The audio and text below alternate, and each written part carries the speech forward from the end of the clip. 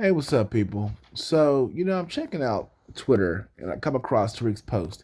He says suspected white supremacists are now claiming that reparations to black people would mean that whites would lose their home, land, and farms. Where the hell does that come from? This type of irrational fear mongering happens when it's time to simply give black Americans what we are owed. And here's the thing, we would have been so much better if they just would have left us alone. If they just would have left us alone after slavery from the standpoint of not perpetually sabotaging everything that we do, burning down black businesses, and just doing everything possible to make sure that we're a permanent underclass, we would have been fine. We would have been perfectly fine. But the problem is that these people live in close proximity with their sociopathic ways. And just check out this video. Washington doesn't have. But this is where we're at right now, and the end of 2023. We're in the next phase of the communist takeover of America. And where this is going, folks, is eventually we will reach the point of land confiscation. They will pass a slavery reparation law, and the government will say, Washington doesn't have the money for this, and Washington didn't do this to the black people. The white people did it. We are going to have to nationalize land owned by white people. He knows he's lying. I want you to understand something. They know that they're lying and they pull from their imagination. He knows he's lying. It's not even a matter of, where do you get this from? He pulls it from his behind.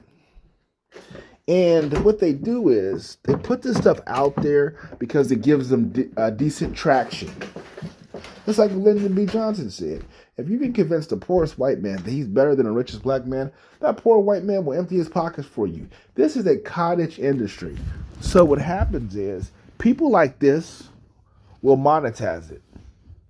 They know where the gold is. And they know that their audience wants to hear stuff like this whole modern day Civil War reparations means they're going to take your land from you. This is the kind of stuff that they do perpetually. They do this stuff perpetually, and they exist to an echo chamber to where they begin to turn each other paranoid. And Washington didn't do this to the black people. The white people did it. We are going to have to nationalize land owned by white people. Don't think they can't do it. I'm telling you, my friends, I'm telling you this is the plan. They're going to pass a national reparation law that requires the confiscation of land owned by white people as just compensation for slavery. And the whitest of the white are MAGA Trump followers. Trump, white Christians who voted for Trump. White Christians who voted for Trump. This is why I cut the deck when it comes to these people. Because there's nothing there. Like, there's nothing there. You're beside somebody who's just chronically manipulative. And, I grew up to a mixed community. Like I said, I used to watch the 700 Club, used to watch Fox News, but when you're around this, you begin to just look at them like, what the hell am I beside?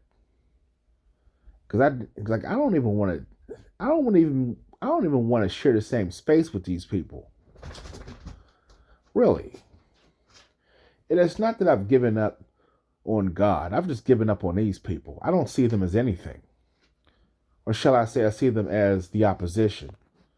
Simply because of who they are. Like, what would you do if somebody just chronically paying a bullseye across your back? I'm not a brother to this piece of trash. The government chronically finds ways to throw money out the window. If you actually look at all the wasteful spending, all of that money can be used to invest in black American society so that we can become self-sufficient, self-sustaining, so that wealth gap would close. But you know what? That's the actual threat. It's not even the money, it's the control. You see, they have to keep you as a dependent. They have to keep you in the dark and, functioning at a low level so that you're never an economic threat. So that they're never thrown to a direct competition with you. That's really where all this fear comes from. When they'll kill you just for reading, they're telling you something. They're telling you something. That mindset is carried over to modern day.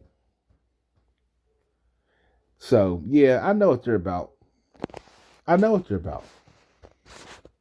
Compensation for slavery. And the whitest of the white are MAGA followers. Trump, white Christians who voted for Trump. They will be the very first ones to lose their homes, their farms, their ranches, their businesses. So when one of these white Christians who voted for Trump goes out with the AR-15 and shoots up a bunch of black people at a grocery store over Buffalo, then, guess what kind of stuff he was listening to? Yeah, these kind of people are a cancer. They truly are. And it's not even a matter of ignorance. It's not even a matter of they don't know what they're saying. They know what they're saying. They know what they're doing. You're just looking at a pack of wicked people.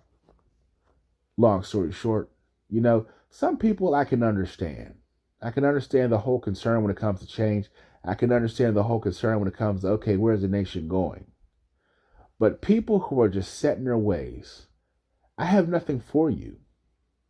I have nothing for you. I mean, this kind of talk is warfare talk. It's warfare talk. How the hell am I going to find common ground with somebody who sees me as a perpetual opponent?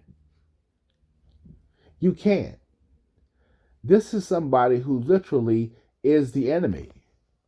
They literally set themselves up in opposition to you, to your existence. I'm not trying to find any kind of acceptance from this bum. There's nothing there, And I understand what's playing out when it comes to them. And I'm going to be honest with you, to a large degree, I could give less than a damn that they continue to walk down that road because I know what's at the end. They don't know, and, what blinds them is their arrogance. Jesus said, the God of this age, the ruler of this world or age is coming. There's nothing in me. Yeah, but the ruler of this age is coming, Dr. Barnhouse said, and he findeth plenty in you and me. There's residual evil in us to which Satan can appeal. And then he uses that to manipulate us and use us against each other and even against the Church of Christ.